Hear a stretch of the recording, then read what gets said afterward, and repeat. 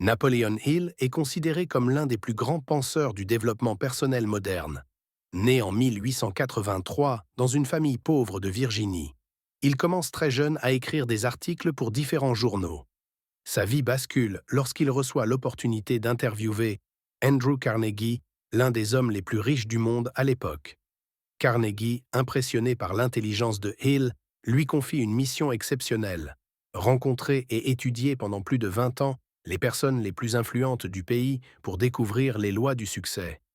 C'est ainsi que Napoleon Hill passe des années à analyser la pensée et les habitudes d'hommes comme Thomas Edison, Henry Ford, Alexander Graham Bell et bien d'autres pionniers qui ont marqué l'histoire. De cette grande enquête naît un principe central: le succès n'est jamais un accident.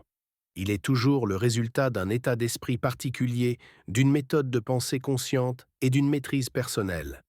Après avoir publié Réfléchissez et devenez riche, il écrit un autre ouvrage encore plus audacieux, un livre qu'il n'a pas osé publier de son vivant car il le jugeait trop puissant, trop direct, trop dérangeant pour son époque. Ce livre, c'est Plus malin que le diable. Dans cet ouvrage, il décrit une conversation imaginaire avec une force symbolique qu'il appelle le diable. Ce personnage n'est pas une créature religieuse, mais une métaphore, une représentation des peurs, des doutes, de la paresse, des mauvaises habitudes et des influences négatives qui détruisent le potentiel humain. Le livre commence lorsque Hill dit avoir enfin compris la vraie cause de l'échec. Il découvre que la plupart des gens ne perdent pas parce qu'ils manquent de talent ou de chance, mais parce qu'ils laissent leur esprit être contrôlé par la peur et la confusion. Hill décide alors de confronter directement cette force mystérieuse pour arracher ses secrets. Le diable lui révèle immédiatement une vérité choquante. Il affirme contrôler près de 98% des humains selon lui. La majorité des gens vivent sans direction, sans but, sans discipline mentale. Ils se laissent transporter par la vie au lieu de la diriger. Et cet état de passivité mentale, Hill le nomme l'errance. L'errance mentale est l'arme principale du diable. C'est cet état où une personne vit sans intention claire, où elle se laisse distraire par n'importe quoi, où elle remet toujours l'essentiel à plus tard. C'est le manque de vision, le manque d'engagement, le manque de décision. C'est quand l'esprit tourne en roue libre et devient facilement manipulable. Le diable explique que dès qu'une personne n'a pas d'objectif précis, son esprit devient un terrain fertile pour la peur. Et c'est là qu'il utilise ses armes favorites: la peur de la pauvreté, la peur de l'échec, la peur de la critique, la peur de la maladie, la peur de perdre l'amour et la peur de la mort. Ces peurs paralysent la volonté humaine, elles empêchent d'agir, elles affaiblissent l'ambition et elles transforment des personnes prometteuses en individus passifs et confus. Mais le diable ne s'arrête pas à la peur.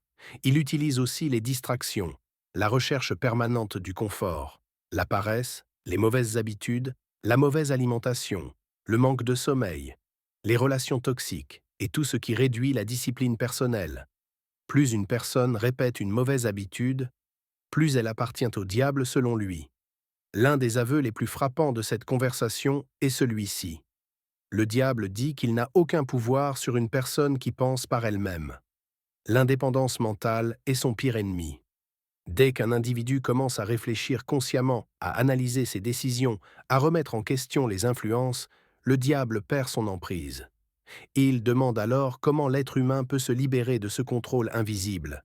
Et le diable lui donne la réponse la plus importante de tout le livre. Il dit que toute personne qui possède un but défini devient immédiatement difficile à manipuler. Avoir un objectif clair, un objectif précis, un objectif puissant crée une direction mentale qui chasse la confusion et l'errance. L'objectif devient une armure psychologique contre la peur et la distraction. Ensuite, il y a la maîtrise de soi. Hill explique que celui qui contrôle ses pensées contrôle ses émotions, et celui qui contrôle ses émotions contrôle sa vie. La discipline personnelle est un pouvoir absolu. Construire de bonnes habitudes, se lever tôt, prendre soin de son corps, apprendre chaque jour, tenir ses engagements.